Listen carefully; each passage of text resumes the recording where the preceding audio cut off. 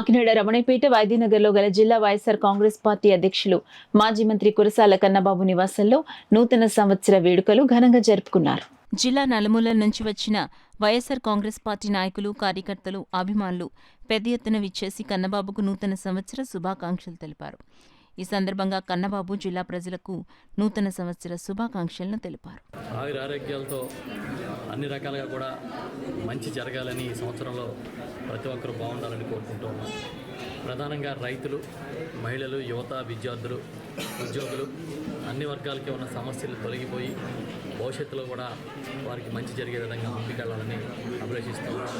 అదేవిధంగా పేద, బడుగు, బలహీన వర్గాలు, ఎగువ, దిగువ, మధ్యతరగతి కుటుంబాలందరికీ కూడా ప్రభుత్వం నుంచి అందే సంక్షేమ ఫలాలన్నీ కూడా ఈ సంవత్సరం మెండుగా అందాలని కూడా మేము కోరుకుంటాము.